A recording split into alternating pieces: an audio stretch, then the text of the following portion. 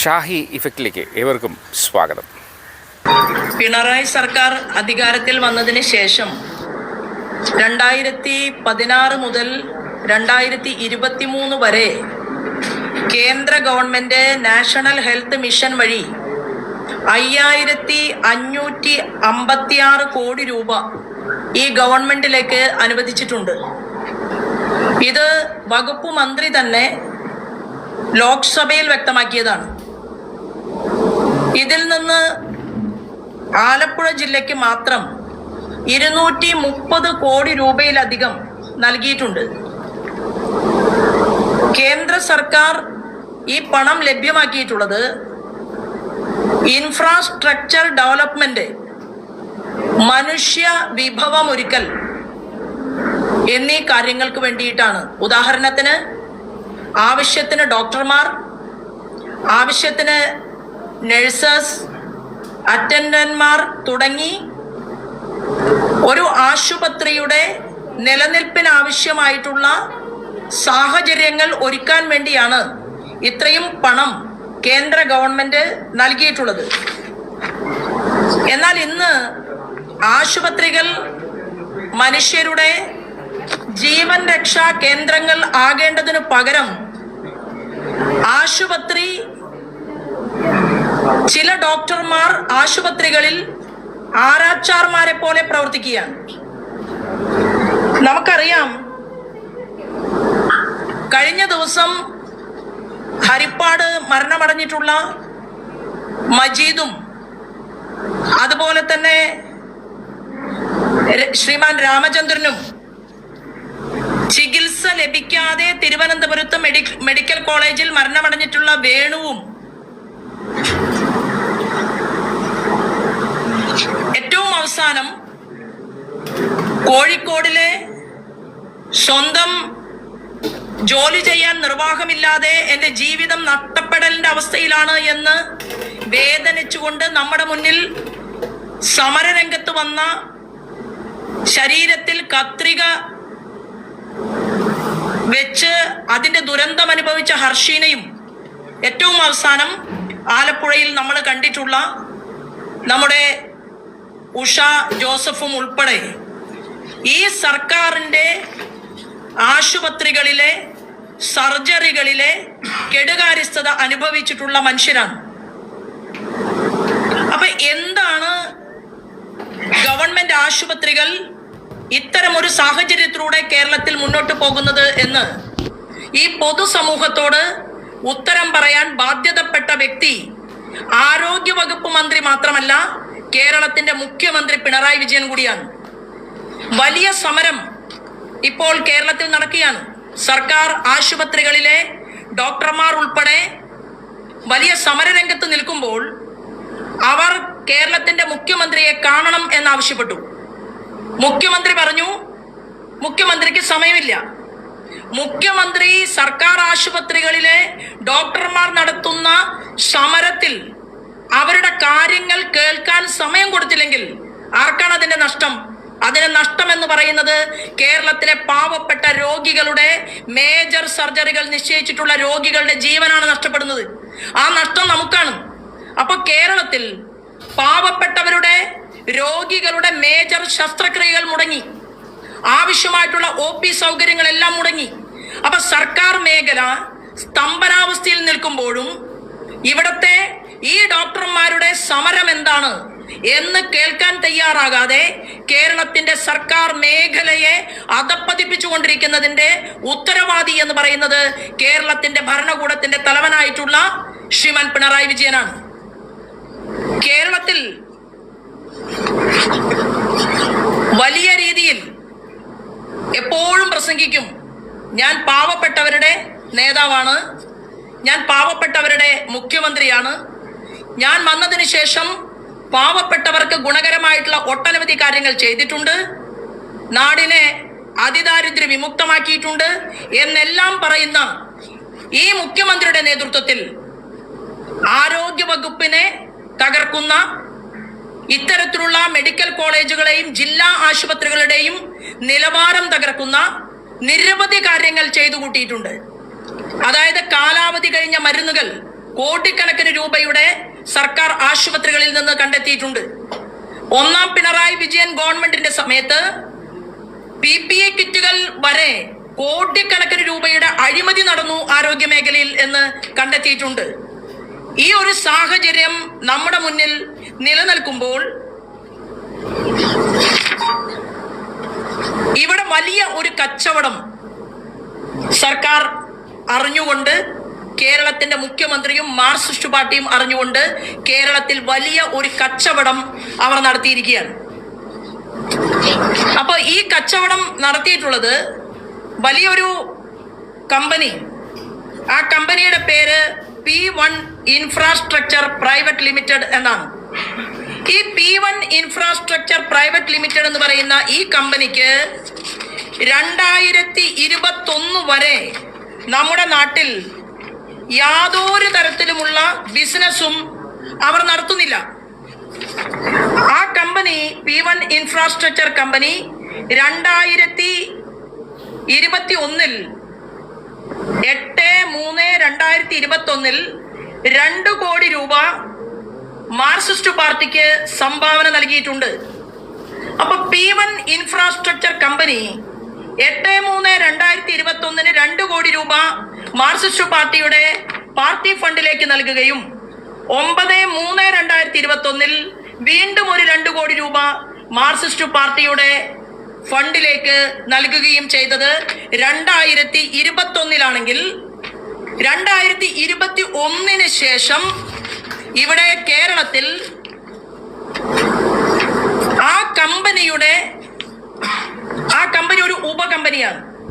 Blackstone എന്ന് പറയുന്ന അമേരിക്കയിലെ വലിയ ഒരു കമ്പനിയുടെ ഉപകമ്പനിയാണ് P1 ഇൻഫ്രാസ്ട്രക്ചർ.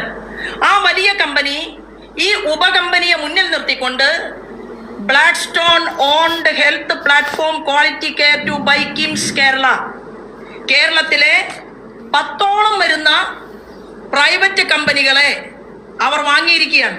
അപ്പൊ അതിന്റെ പേപ്പറുകൾ ഈ പത്രസമ്മേളനത്തിന് ശേഷം ഞാൻ നിങ്ങൾക്ക് കൈമാറുന്നുണ്ട്. ഇത് മാർക്സിസ്റ്റ് പാർട്ടിയുടെ 4 കോടി രൂപ മാർക്സിസ്റ്റ് പാർട്ടിക്ക് 2021 P1 ഇൻഫ്രാസ്ട്രക്ചർ കമ്പനി നൽകിയിട്ടുള്ളതിന്റെ അവരുടെ തന്നെ രേഖകളിൽ നിങ്ങൾക്ക് പരിശോധിച്ചാൽ ഓരോ മാധ്യമ പ്രവർത്തകർക്കും കാണാൻ സാധിക്കും.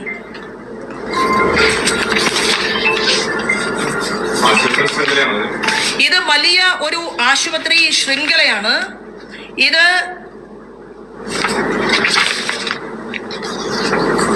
ഏറ്റവും പാവപ്പെട്ടവരുടെ ജീവിതം വിറ്റുകൊണ്ടാണ് ഈ കമ്പനിക്ക് കേരളത്തിൽ പടർന്നു പന്തലിക്കാനുള്ള സാഹചര്യം മാർക്സിസ്റ്റ് പാർട്ടിയുടെ നേതൃത്വത്തിൽ ഒരുക്കി കൊടുത്തിട്ടുള്ളത്.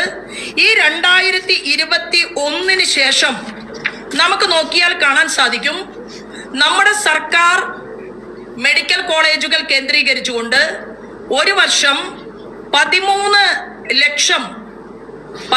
ലക്ഷത്തോളം മേജർ രോഗബാധിതർ ഉൾപ്പെടെയുള്ളവർക്ക് അഡ്മിഷൻ കിട്ടിയിരുന്നു എങ്കിൽ അത് പിന്നീട് നമുക്ക് കാണാൻ സാധിക്കുന്നത് 7.5 ലക്ഷമായിട്ട് ഇൻ പേഷ്യന്റ് അഡ്മിഷൻ കേരളത്തിന്റെ ആരോഗ്യ മേഖലയിൽ കുറഞ്ഞുപോയി എന്നുള്ളതാണ്.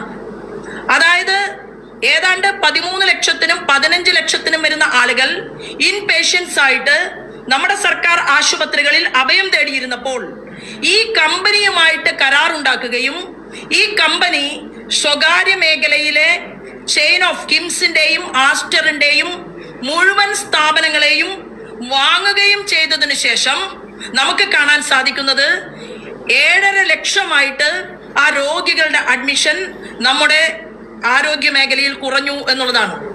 1.3 ലക്ഷം വരുന്ന മേജർ സർജറികൾ നമ്മുടെ നാട്ടിൽ നടന്നിരുന്നുവെങ്കിൽ ഈ കച്ചവടം നടന്നതിന് ശേഷം അത് 89,000 മേജർ സർജറികൾ മാത്രമായി കേരളത്തിലെ മെഡിക്കൽ കോളേജുകൾ മാറി എന്നുള്ളതാണ്. ഈ യാഥാർത്ഥ്യം മനസ്സിലാക്കിക്കൊണ്ടാണ് മാർക്സിസ്റ്റ് പാർട്ടിയുടെ നേതാക്കന്മാർ ഒരാൾ പോലും ചികിത്സ തേടി കേരളത്തിന്റെ പൊതുമേഖല ആരോഗ്യ മേഖലയെ സമീപിക്കാത്തത്? അവരെല്ലാം തന്നെ കേരളത്തിന്റെ പുറത്ത് അല്ലെങ്കിൽ ഇന്ത്യയുടെ പുറത്ത് എന്നുള്ള രീതിയിൽ ചികിത്സ തേടിക്കൊണ്ട് മുന്നോട്ട് പോകുന്ന ഒരു കാഴ്ചയാണ് നമ്മൾ ഓരോരുത്തരുടെയും മുന്നിൽ നിലകൊള്ളുന്നത്. അപ്പോൾ ഈ പാർട്ടി എപ്പോഴും പറയുന്നത് ഞങ്ങൾ സാമ്രാജ്യത്വ മുതലാളിത്വത്തിനെതിരാണ്, ഞങ്ങൾ ഇവിടുത്തെ പാവപ്പെട്ട തൊഴിലാളികൾക്ക് വേണ്ടിയിട്ടാണ് പ്രവർത്തിക്കുന്നത്. അപ്പൊ പാവപ്പെട്ട തൊഴിലാളികൾക്ക് വേണ്ടി പ്രവർത്തിക്കുന്ന ഒരു പാർട്ടി 4 കോടി രൂപയോളം അവരുടെ പാർട്ടി ഫണ്ടിലേക്ക് വാങ്ങിക്കൊണ്ട് ഒരു അമേരിക്കൻ സാമ്രാജ്യത്വ കമ്പനിയെ കേരളത്തിലേക്ക് കൈപ്പിടിച്ചു കൊണ്ടുവന്ന് ഇവിടത്തെ തിരുവനന്തപുരം, കൊല്ലം, അവർ വാങ്ങിയിട്ടുള്ള ആശുപത്രികൾ തിരുവനന്തപുരം, കൊല്ലം, കോട്ടയം, എറണാകുളം, മലപ്പുറം, പാലക്കാട്, കോഴിക്കോട്, കണ്ണൂർ ഈ ജില്ലകളിൽ വ്യാപിച്ചു കിടക്കുന്ന സ്വകാര്യ ആശുപത്രികൾ കേരളത്തിൽ യാതൊരു ബിസിനസ്സും ഇല്ലാത്ത ഈ P1 ഇൻഫ്രാസ്ട്രക്ചർ കമ്പനി വാങ്ങിക്കൂട്ടിയിരിക്കുകയാണ്. ഇതിനർത്ഥം കേരളത്തിന്റെ മുഖ്യമന്ത്രി സാധാരണക്കാരനോട് നീതി പുലർത്താതെ, ആരോഗ്യ മേഖലയോട് നീതി പുലർത്താതെ ഇത്തരത്തിലുള്ള വലിയ ഒരു സാഹചര്യം പാവപ്പെട്ടവനെതിരായി കേരളത്തിന്റെ മണ്ണിൽ ക്രിയേറ്റ് ചെയ്യപ്പെട്ടു എന്നുള്ളത് കൊണ്ട് തന്നെയാണ് നമ്മുടെ ഏറ്റവും അവസാനം ശ്രീമതി ഉഷ ജോസഫിനും ഈ ദുരിതക്കയത്തിൽ എത്തേണ്ട ഒരു സാഹചര്യം ഉണ്ടായത്. ഇന്നലെ അമൃത ഹോസ്പിറ്റലിൽ ശ്രീമതി ഉഷ ജോസഫിനെ കാണാൻ വേണ്ടിയിട്ട് ഞാൻ അവിടെ ചെല്ലുമ്പോൾ എനിക്ക് മനസ്സിലാക്കാൻ സാധിച്ചത്, അവര് പറഞ്ഞു ചെറിയ ഒരു കൂലി ലഭ്യമായാലും ഒരു ചെറിയ വേതനത്തിന് ഞാൻ ഏതൊരു പണിക്കും, അതായത് വീട്ടുജോലി ഉൾപ്പെടെ ചെയ്ത് കഷ്ടപ്പെട്ട് കുടുംബം പുലർത്തി മക്കളെ നോക്കി മകനെ നോക്കി മുന്നോട്ട് വന്ന ആ അമ്മ പറഞ്ഞത്, എൻ്റെ മകന് കിട്ടുന്ന ശമ്പളം കൊണ്ട് വീട്ടിലെ നിത്യനിദാന ചിലവ് തികയാത്തത് കൊണ്ടാണ് അതായത് വളരെയധികം അവരവരുടെ വ്യക്തിപരമായിട്ടുള്ള വേദനകളെ വിശദീകരിച്ചു. ഞാനത് മാധ്യമപ്രവർത്തകരുടെ മുന്നിൽ ഇനി ആവർത്തിക്കണം എന്ന് ആഗ്രഹിക്കുന്നില്ല. കാരണം നിങ്ങൾ ഓരോരുത്തരും അവരുടെ വേദനയും ആ കുടുംബത്തിന്റെ ദൈന്യതയും കണ്ടതാണ്. അവര് അമൃത ഹോസ്പിറ്റലിൽ ഇന്ന് ശസ്ത്രക്രിയക്ക് വിധേയയാവുകയാണ്. അപ്പോ യാതൊരു തെറ്റും ചെയ്യാത്ത കേരളത്തിലെ സാധാരണക്കാരനെ, പാവപ്പെട്ടവനെ, അവന്റെ ജീവിത മാർഗത്തെ, അവന്റെ മുന്നോട്ടുള്ള പ്രയാണത്തെ തടഞ്ഞു നിർത്തിക്കൊണ്ട് ഇത്തരം ഒരു സാഹചര്യം കേരളത്തിൽ മുഖ്യമന്ത്രി സൃഷ്ടിച്ചിട്ടുള്ളത് കൊണ്ടാണ് ആരോഗ്യ വകുപ്പ് മന്ത്രി അനങ്ങാപ്പാറ നയം സ്വീകരിച്ചിട്ടും അവർക്കെതിരെ ഒരു ചെറുവിരൽ അനക്കാൻ കേരളത്തിന്റെ മുഖ്യമന്ത്രിക്ക് സാധിക്കാത്തത്. ഈ ജനങ്ങളോട് പ്രതിബദ്ധതയുണ്ടായിരുന്നുവെങ്കിൽ വീണ രാജിവെച്ച് എന്നോ ഒഴിയേണ്ടതായിരുന്നു. ആലപ്പുഴ വണ്ടാനം മെഡിക്കൽ കോളേജിൽ 2 സ്ത്രീകൾ അവരുടെ പ്രസവാവസ്ഥയിലാണ് മരണപ്പെട്ടത്. അത് മാസങ്ങൾക്ക് മുൻപായിരുന്നു. ഇപ്പൊ 2 പേർ മരണമടഞ്ഞു കഴിഞ്ഞിട്ടും ഹരിപ്പാട് ഡയാലിസിസിന് വേണ്ടി പോയി ഡയാലിസിസ് ചെയ്യുന്നതിനിടയിൽ തന്നെ ഓട്ടോറിക്ഷ ഓടിച്ചുകൊണ്ട് ഉപജീവന മാർഗം തേടിയിരുന്ന ആളായിരുന്നു മിസ്റ്റർ മജീദ്. ആ മജീദും ഹരിപ്പാടിലെ ആശുപത്രിയിലെ വൈകല്യം കൊണ്ട്, ഡയാലിസിസിന്റെ പിഴവ് കൊണ്ട്, ആ ഹരിപ്പാടിൽ അദ്ദേഹത്തിന് നീതി കിട്ടാതെ രോഗം അത്രയും മാരകമായ ഒരു അവസ്ഥയിലേക്ക് എത്തിച്ചേർന്നതിന് ശേഷം വണ്ടാനം മെഡിക്കൽ കോളേജിൽ എത്തിയപ്പോ മെഡിക്കൽ കോളേജിലെ അധികൃതർ ചോദിച്ചത്, നിങ്ങളുടെ കയ്യിൽ കാർഡുണ്ടോ? കാർഡ് ഇല്ലെങ്കിൽ ഉടൻ അഡ്മിറ്റ് ചെയ്യാൻ സാധിക്കില്ല എന്നാണ്. ഇത് തന്നെയാണ് മജീദിന്റെ കുടുംബത്തോടും പറഞ്ഞത്.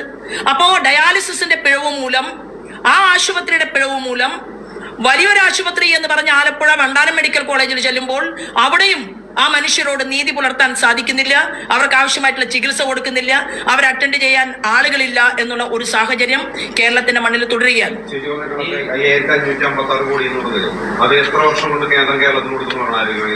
ഇപ്പോൾ ഈ 3 വർഷത്തിനകം 5556 കോടി. അതായത് ചികിത്സാ പിഴവുകൾ എന്തുകൊണ്ട് വരുന്നു എന്നതിനെ കുറിച്ചാണ് ഒരു മുഖ്യമന്ത്രി ആരോഗ്യ വകുപ്പ് മന്ത്രിയോട് ചോദിക്കേണ്ടത് ആണല്ലോ.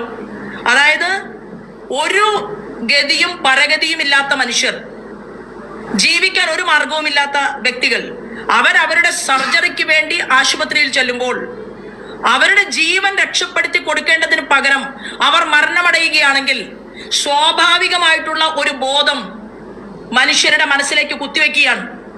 നിങ്ങൾ മെഡിക്കൽ കോളേജിൽ പോയാൽ, നിങ്ങൾ മെഡിക്കൽ കോളേജിൽ ഒരു സർജറിക്ക് വിധേയനായാൽ നിങ്ങൾ തിരിച്ചു വരുമോ എന്ന് ഉറപ്പില്ല എന്നുള്ള സൂചനയാണ് കേരളത്തിന്റെ മുഖ്യമന്ത്രി ഈ കേരളത്തിലെ മെഡിക്കൽ കോളേജുകളിലൂടെ നൽകുന്നത്. വേണു എന്താണ് നമ്മുടെ മുന്നിൽ ഓർമ്മപ്പെടുത്തുന്നത്? അതികഠിനമായിട്ട് രോഗം ബാധിച്ചുകൊണ്ട് ചെന്ന് അവിടുത്തെ സാഹചര്യക്കുറവ് മൂലം വേണു മരിക്കുകയാണ്. അദ്ദേഹത്തിന്റെ വേദന നിറഞ്ഞ വാക്കുകളാണ് ഞാനും നിങ്ങളും പുറം ലോകം കേട്ടത്. അപ്പൊ ഇന്ന് വീട്, ഒരു 5 സെന്റ് വീടുള്ളവനാണെങ്കിലും ഒരു വലിയ അസുഖം വന്നു കഴിഞ്ഞാൽ വീട് വിറ്റ് പ്രൈവറ്റ് ആശുപത്രിയിൽ പോയി ചികിത്സിക്കണം, നിങ്ങൾക്ക് ജീവിതം കിട്ടണമെങ്കിൽ എന്നുള്ള ഒരു തോന്നൽ മനുഷ്യരുടെ ഉപബോധ മനസ്സിലേക്ക് തന്ത്രപൂർവം എത്തിച്ചു കൊടുക്കുകയാണ് കേരളത്തിന്റെ ആരോഗ്യവകുപ്പ്. ആർക്കും ധൈര്യമില്ല.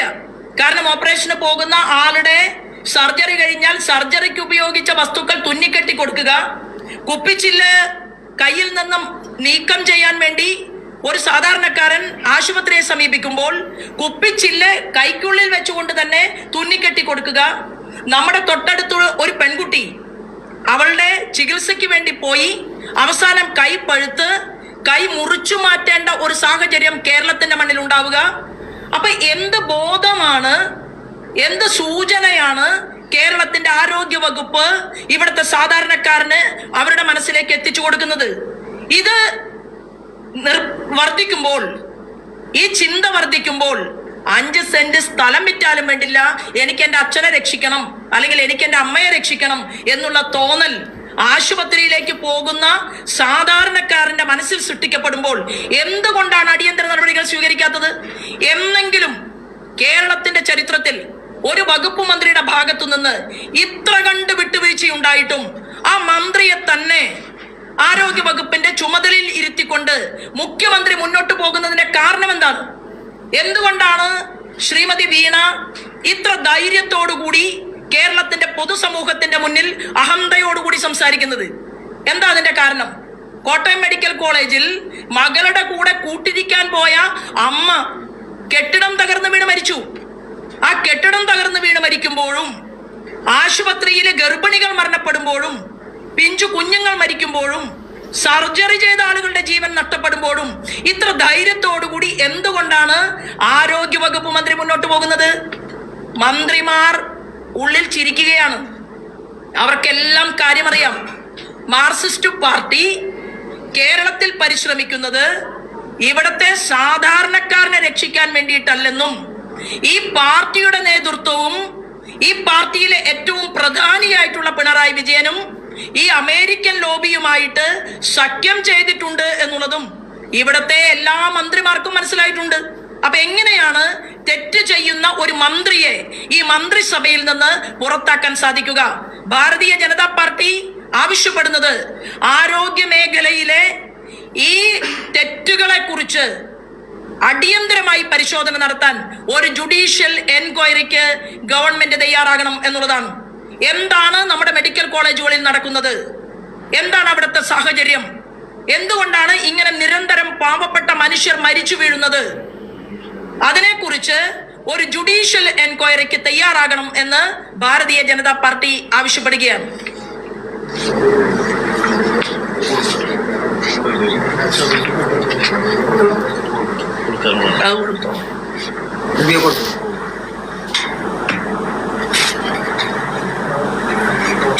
പാർട്ടിയുടെ, കമ്മ്യൂണിസ്റ്റ് പാർട്ടിയുടെ നയം തന്നെ അവരെപ്പോഴും പറയും, സാമ്രാജ്യത്വ ശക്തികളിൽ നിന്ന് ഫണ്ട് പിരിക്കുന്നത് മാർക്സിസ്റ്റ് കമ്മ്യൂണിസ്റ്റ് പാർട്ടിക്ക് ഏറ്റവും തെറ്റായിട്ടുള്ള ഒരു വസ്തുതയാണ് എന്നാണ് അവർ പറയാറ്.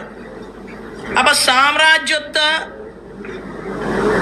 ബൂർഷ്വാ സാമ്രാജ്യത്വ ശക്തികളുടെ കയ്യിൽ നിന്ന് മാർക്സിസ്റ്റ് പാർട്ടി 2021 ഈ 4 കോടി രൂപ എന്തടിസ്ഥാനത്തിലാണ് വാങ്ങിയിട്ടുള്ളത് എന്നതിനെ കുറിച്ച് നയം സംസാരിക്കുന്ന ശ്രീമാൻ MA ബേബി പൊതുസമൂഹത്തോട് ഇതിനൊരു ഉത്തരം പറയണം എന്നുകൂടി ഭാരതീയ ജനതാ പാർട്ടി ആവശ്യപ്പെടുകയാണ്.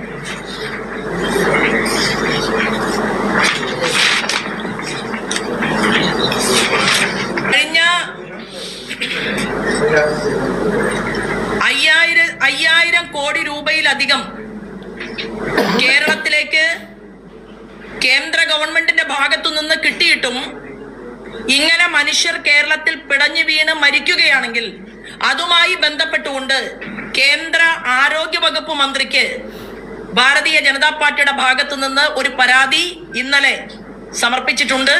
തീർച്ചയായിട്ടും ഇതുമായി ബന്ധപ്പെട്ടുകൊണ്ടുള്ള ഒരു അന്വേഷണം കേന്ദ്ര ഗവൺമെന്റിന്റെ ഭാഗത്തു നിന്നുള്ള ഒരു നിരീക്ഷണം ഉണ്ടാകും എന്നും ഞങ്ങൾ കരുതുകയാണ്.